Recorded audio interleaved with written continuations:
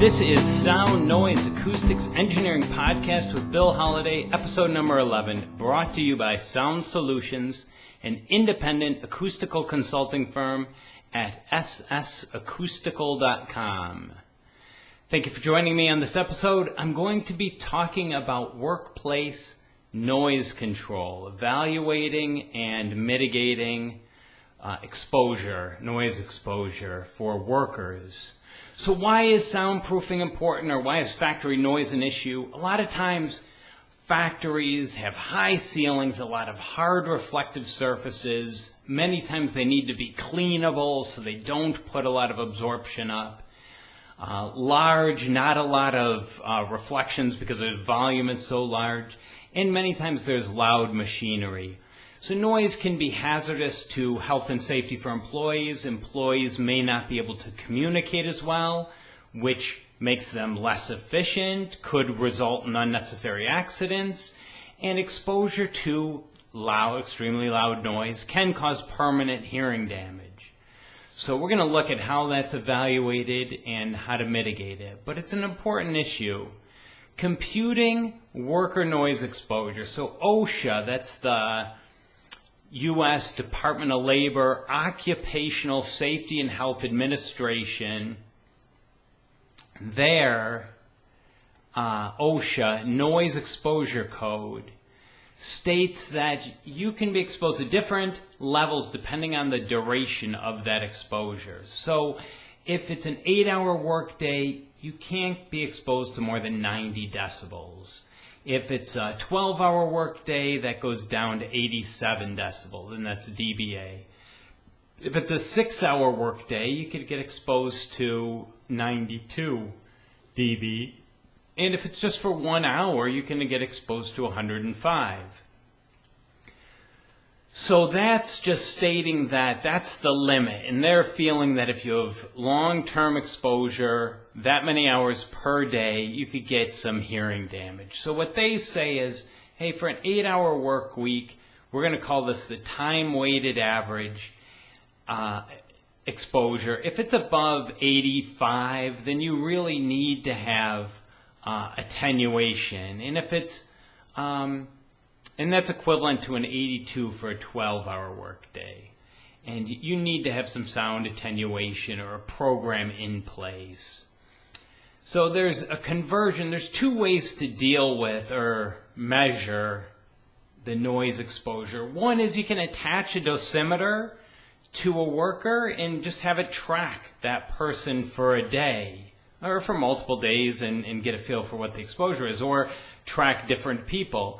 And it gives you the sound level meter or dosimeter will show you what that exposure is and how much it eats into that time-weighted average. And it'll come up with, all right, here's an 8-hour time-weighted average. Even though they had, 15 minutes at 110 or 5 minutes at 80, they took a lunch break and it was 60, it'll calculate all that exposure. And I put in the show notes the calculation. You look at this dose is the exposure divided by the amount of time, and it becomes a fraction.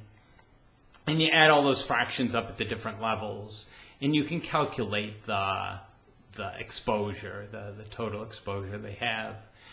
So that's just measuring it. You can determine if they pass or not, if they need that 85, if they need to have some kind of program in place.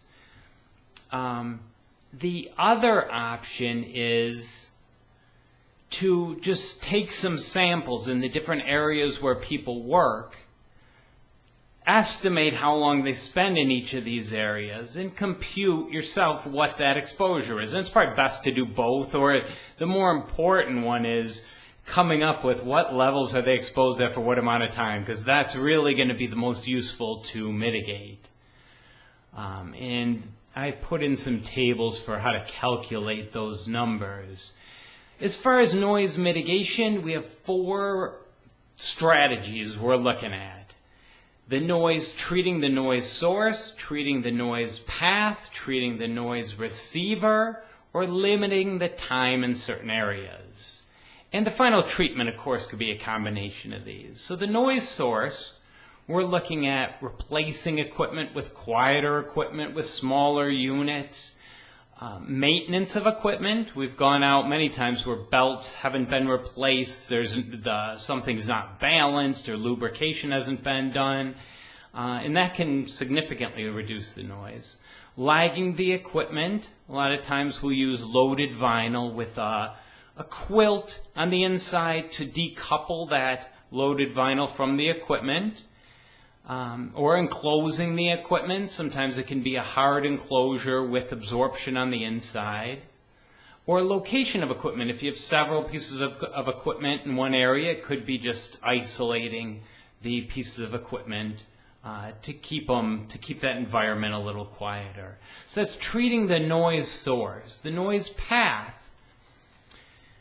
Here's where we get into a calculation that's pretty useful. So noise propagates by a direct path, that's line of sight, the direct path, and the reverberant path that bounces off of walls in a facility, and that's based on the room coefficient, or the room constant, or the reverberation time, the echoiness of the room, how many walls there are, or how big of a volume it is, and how absorptive those walls are. And I put a formula in here, but when you're looking at the sound pressure level at any one point, you're looking at the distance from the source, that'll be 1, and there's this directivity coefficient, whether there's reflective surfaces near it, a hard floor, hard walls, that'll add in. But basically it's the distance, the further away the quieter, and then there's this echoey, the reverberant element. And the further you are from the noise source, the more that reverberant element will be an issue. The closer you are, the more that direct will be an issue. And this is important to separate. And you can separate them out. You can look at just the distance component. You can look at just the reverberant component.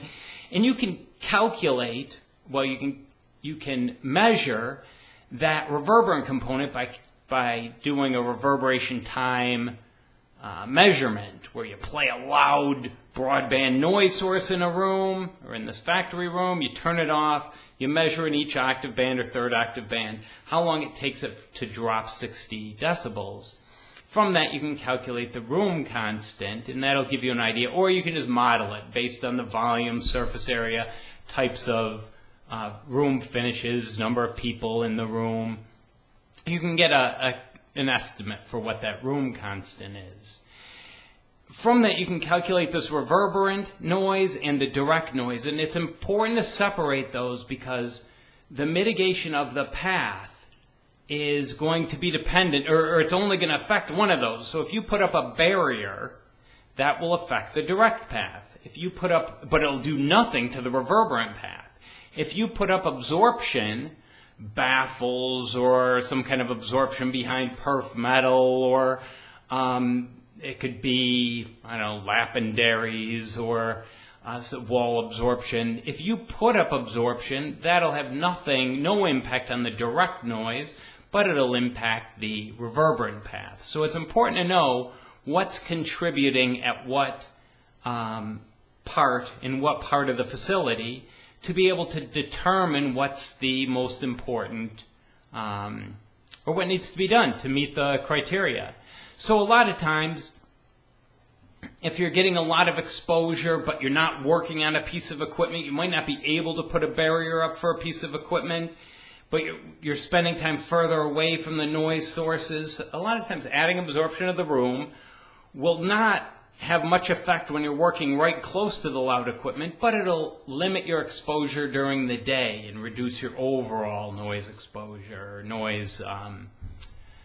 the noise impact there, the time-weighted average that you have.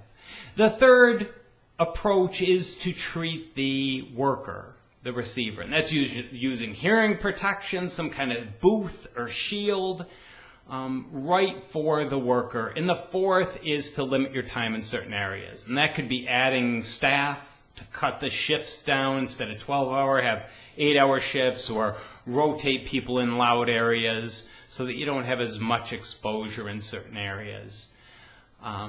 So those are the 4 basic strategies. I've put in the formulas for calculating that noise, direct versus indirect, and how to calculate the exposure. If you have any questions, let me know. Next time I'm going to be talking about HUD noise studies. Thank you very much for listening to Sound Noise Acoustics Engineering Podcast. We provide you with knowledge and resources to address acoustical issues. I'm Bill Holliday.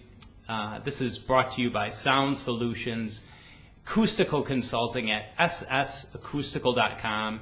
If you need acoustical consulting services from acoustical engineers, please contact them at ssacoustical.com. We appreciate your feedback. You can email me, LinkedIn, the website, call. Be happy to provide you with a free proposal, answer any of your questions, whatever you need. All right, thanks a lot.